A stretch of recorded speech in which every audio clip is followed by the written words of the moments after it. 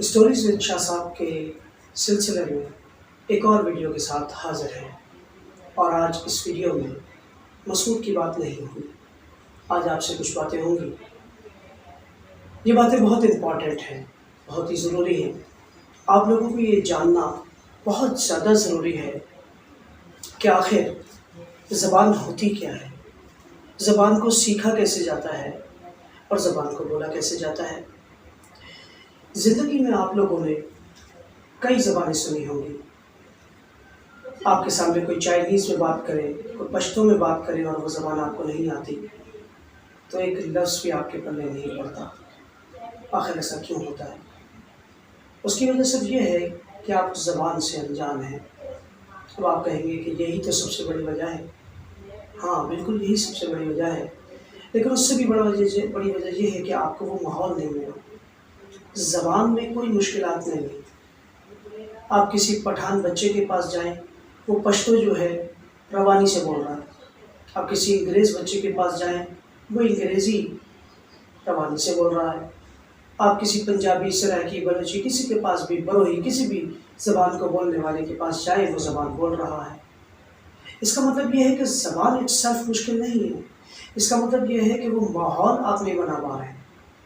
تو سب سے پہلی چیز تو یہ ہے کہ ہمیں اپنا وہ ماحول بنانا ہوگا، ہمیں کریٹ کرنا ہوگا، ہمیں ارد گرد وہ ماحول پیدا کرنا ہوگا کہ جس کے اندر ہم اپنے ارد گرد انگلش کا ایک ماحول پیدا کر دیں۔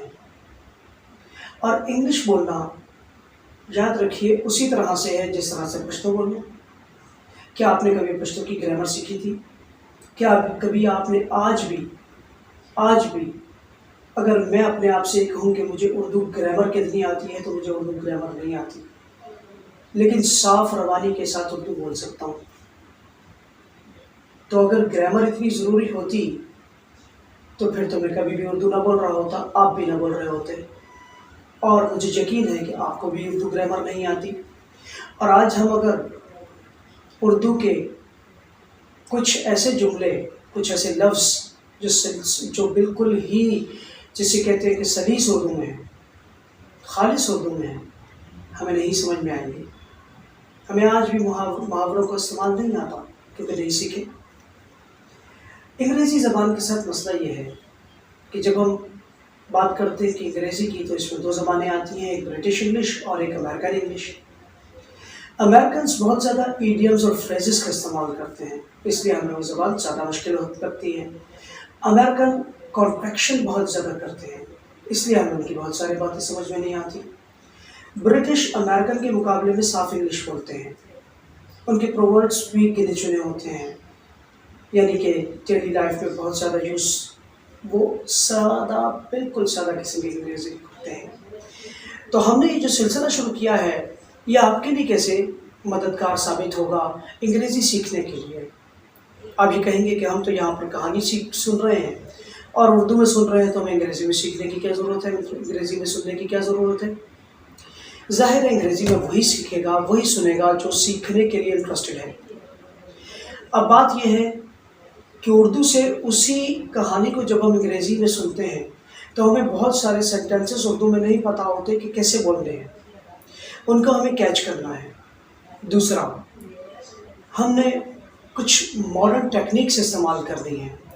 یاد رکھیے گا، کبھی بھی کوئی چیز رٹنے سے کچھ ٹائم کے لیے تو رٹی جا سکتی ہے، لیکن اس کو آپ مکمل طور پر یاد نہیں کر سکتے، ذہن نشین نہیں کر سکتے، آپ اس کو بھول جاتے ہیں۔ اور پھر جیسے جیسے وقت آگے بڑھتا ہے، ہماری عمر آگے بڑھتی ہے، ہمارا لرننگ پروسیس سلو ہوتا جاتا ہے۔ ایک بچے میں سب سے زیادہ میکسیمم اسپیڈ ہوتی ہے لرننگ کی، اور جیسے جیسے اسٹیجز آگے چلتی ہیں، کبھی بات کریں گے 7 اسٹیجز جو شیکسپیئر نے بتائی تھی انسان کو، 7 اسٹیجز بڑی خوبصورت طریقے سے اس نے بتایا تھا کہ پہلے سے 7 سال تک یہ، اور 7 سے پھر 21 سال تک یہ، یا 14 سال تک یہ۔ تو کبھی انشاءاللہ آپ کے سامنے ہم بات کریں گے، ابھی مختصر کرتے ہیں بات کو۔ تو آپ نے کرنا یہ ہے کہ آپ نے انگریزی میں بھی سننا ہے، کیونکہ the more you listen the more you learn۔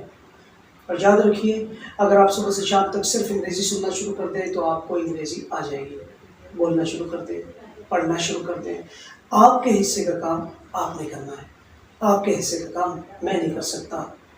بھوک آپ کی لگی، آپ کو لگی ہے، روٹی میں کھا لوں تو کیا آپ کی بھوک مٹے گی؟ بالکل نہیں مٹ سکتی۔ کیا آپ بھی جانتے ہیں آپ کو بھوک لگی، آپ نے کھانا کھانا ہے، آپ کے حصے کا کام آپ نے کرنا ہے، ہمارے حصے کا کام ہم کریں گے، آپ کے حصے کا کام آپ کریں گے۔ تو امید ہے کہ انشاءاللہ آپ اپنے حصے کا کام کریں گے۔ انشاءاللہ ایک سلسلہ شروع کروں گا جس میں سینٹینسز کیسے ہم کمپوز کرتے ہیں، کیا طریقہ ہوتا ہے، انشاءاللہ اس پہ بھی بات ہوگی۔ دعاؤں کی درخواست ہے، اللہ پاک سے دعا ہے کہ اللہ پاک آپ سب کا حامی ناصر ہو، آپ جہاں پر بھی ہیں، اللہ پاک آپ سب کو حفاظت میں رکھے، ہم سب کو حفاظت میں رکھے، ہماری جان مال عزت اولاد سب کو محفوظ رکھے، آمین ثم آمین۔ جزاک اللہ۔